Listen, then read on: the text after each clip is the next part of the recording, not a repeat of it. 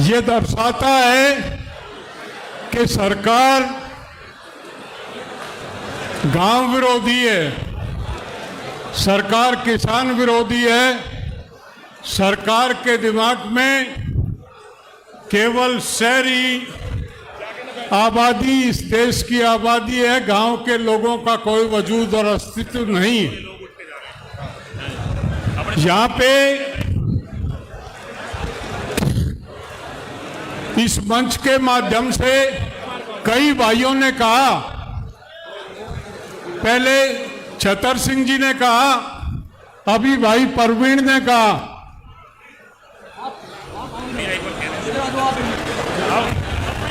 अरे हम तो उदाहरण देते हैं, जाटों की पंचायत में उदाहरण देते हैं कि गुजरों से सीखो पंचायत करनी, बिना निर्णय के वो उठते नहीं है। आज तो मुझे दूसरा अनुभव हो रहा है आपको देख के। गुजरों की पंचायत में जब तक फैसला नहीं होता है कोई उठता नहीं है। भाई तो, कोई भी एक सेकंड बस, आपको एक सेकंड भाई, एक भी आदमी उठ के ना जावे जब तक लास्ट ना हो। एक बार हाथ उठा के सब लोग समर्थन करें इस बात का। चौधरी साहब ने जो बात कही है उसे एक एक व्यक्ति गुर्जर समाज से ही जितने लोग यहाँ पे हैं अमल में लाएंगे। अगर लड़ाई लड़ने आए हो तो गर्मी सर्दी बरसात सब देखनी पड़ती है। एक एक आदमी बैठिए और मंच वाले उससे पहले बैठ जाओ। 1000 आदमी तो मंच पे ही है। देखिए ये राजनीतिक मंच नहीं है, ये समाज की पंचायत। पॉलिटिकल पार्टी में अनुशासन नहीं होता, पॉलिटिकल पार्टी में भाड़े की भीड़ होती है, आई चली गई। यहाँ पे समाज आता है, किसी विषय को लेके आता है और निर्णय तक इंतजार करता। ये मेरे भाई मंच पे खड़े, ये बैठ जाएं। बैठ जाओ भाई, ये बैठ जाएं। हम क्या संदेश दे रहे हैं सरकार को? सभी लोग बैठ जाएं भाइयों, व्यवस्था बनाओ, सभी लोग अपना स्थान ग्रहण करो। हम सरकार को संदेश देने आए हैं यहाँ। बैठ जाओ यार, बैठ जाओ। अनुशासनहीनता का संदेश अगर हम देते हैं तो ये बात, यहाँ पे LIU के लोग हैं, ये लिख के भेजेंगे कोई व्यवस्था नहीं थी, कोई गंभीरता नहीं थी। आप बैठे, ये मेला और तमाशा नहीं है, ये पंचायत है। पंचायत के कुछ कायदे होते हैं। देखिए विषय बड़ा गंभीर है। छतर सिंह भाई ने कहा कि कपिल सिब्बल से कहेंगे, परवीन चैंपियन जी ने कहा डबल बेंच और फुल बेंच में जाएंगे। संसद किस लिए? सुप्रीम कोर्ट का काम है जो संसद में कानून बन जाए उसका पालन कराए। त्रुटि कहां हुई है? त्रुटि हुई है संसद में जब कानून बना। ग्राम सभा 2 तरह की होती हैं, एक खालिस ग्राम सभा होती है, एक जुमला मालिकान की जमीन होती है। हमारे पूर्वजों ने ये गांव बसाए जब वो 20,000 50,000 बीघे में खेती कर रहे थे तो वो बाकी जमीन में भी खेती कर सकते थे। लेकिन हम किसान के साथ साथ पशुपालक भी थे। कुछ जमीन को उन्होंने अपनी चरागाह के लिए छोड़ा था सबने। वो जुमला मालकान की जमीन है। इसमें त्रुटि कहां हुई है?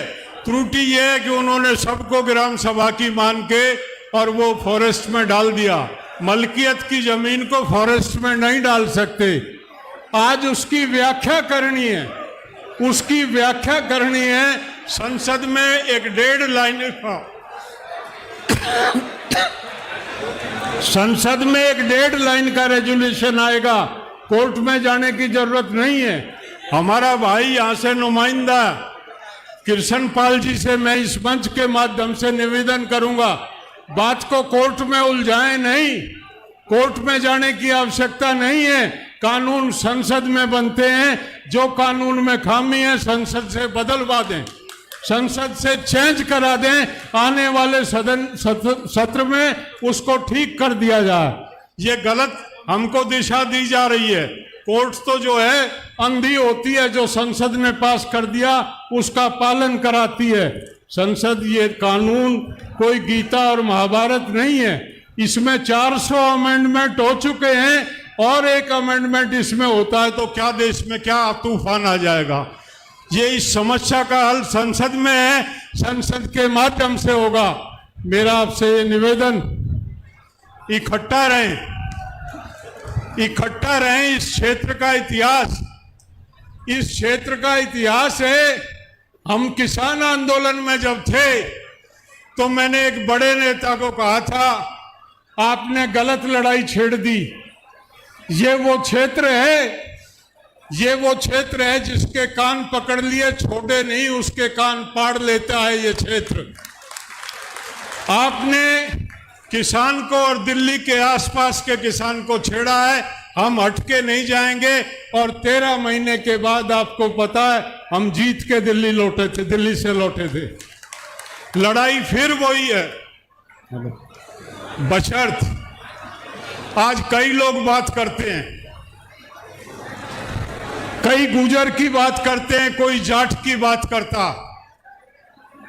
ये दिल्ली के चारों 400 किलोमीटर जो समाज बसता था, अगर उसका इतिहास उठा के देखें, 1192 से लेके 1857 में तक जिसने भी हाथ बढ़ाया उसका हाथ तोड़ा इस इलाके ने। लेकिन अकेले जाट ने नहीं किया, अकेले गुजर ने नहीं किया। 36 बिरादरी एक नेतृत्व में चलती थी, एकजुट होके चलती थी। आज हम अलग अलग जातियों में हमको बांट रखा।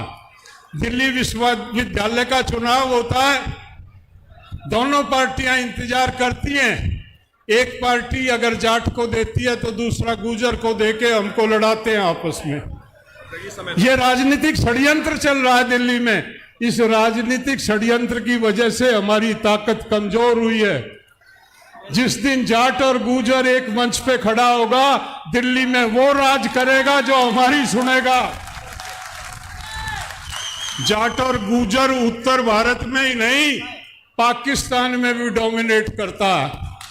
पाकिस्तान में भी जो राज चलता है वो जाट और गुजर के माध्यम से चलता है। इतिहास का ज्ञान नहीं है। मैं बैठा देख रहा था पंचायत में, वो बूढ़े तो चले गए जो पंचायत में अनुशासन रखते थे। ना वो पगड़ी है, ना वो धोती है और ना वो डोगा है। और हम पंचायत की परंपरा को जानते नहीं। वो बुजुर्ग होते तो ताली बजाने वाले को लाठी मारते, पंचायत में ताली नहीं बजती है। राजनीतिक सभाओं में तालियां बजती है, पंचायत गंभीरता से निर्णय करती है, वहां पंच बैठते हैं, तालियां दूसरे समाज के लोग बजाते हैं। पंचों का हमारा काम नहीं है, हम पंचायती परंपरा के लोग। आज आवश्यकता है हमको संगठित होने की। जाट और गुजर ने लीड किया। प्रणव भाई बैठे थे, जुगराज गुजर जो मुख्य सेनापति थे वो गुजर समाज के नहीं थे, वो सर्व समाज के सेनापति थे, जिन्होंने तैमूर लंग को भगा दिया था, जिसने कहा था दैत्य जैसे शरीर वाले मेरी फौज पे टिड्डी दल की तरह से टूट के पड़ते थे। उनकी वजह से मेरी फौज में भय व्याप्त हो गया और मेरी फौज ने लड़ने से मना कर दिया। ये ताकत थी इस इलाके की। हम लड़े। 1857 में अंग्रेज के खिलाफ, एक हथियारबंद सेना के खिलाफ जेली और कुहाड़ी लेके लड़ना और 8 महीने तक इस क्षेत्र को अंग्रेजों से आजाद रखना, वो कोई मामूली काम नहीं था। हमारे पुरखों ने जो किया था, बलिदान दिया था, सबने बलिदान देने का वक्त है। आज इन लोगों ने हमको ये मान लिया, हमारी खाक कमजोर हुई है, हमारे चौधरी हमारा सौदा करते हैं। अभी पार्लियामेंट के चुनाव में एक भाई ने सौदा कर लिया कि 360 का समर्थन आपको है। क्यों भाई, तू ठेकेदार है 360 का? 360 का समर्थन कर लिया और 360 बहुत ही ज्यादा उनको प्यारी है, उस बहुत ही वो नेता अच्छा है तो जाके कहे कि अणिंगपुर का एक एक मकान दोबारा बना के दे सरकार। पंचायत में आते हैं, माड़ा गलवाते हैं, पगड़ी बंधवाते हैं, जय जयकार करते हैं हम उनकी। चौधर होती है कर्मों से, समाज को बेचते फिरते हैं और चौधरी बनने का दावा पेश करते हैं, चौधरी बनते हैं। ऐसे समाज चलेगा नहीं। ये नकली चौधरियों को पहचानो, इकट्ठे हो, एक मंच पे आओ, अपनी लड़ाई लड़ो। जिस दिन इकट्ठा होंगे, हमने तय किया सबसे पहले अक्टूबर में दिल्ली में जाट गुजर महासम्मेलन हम करेंगे, और अक्टूबर के बाद इसी साल दिसंबर में जाट गुजर ओबीसी और दलित समाज का सम्मेलन करेंगे। और जो ये लूट और खसूट हमारी हो रही है, इनको हम मुंह तोड़ जवाब देने का प्रयास करेंगे। धन्यवाद। जय हिंद, जय भारत।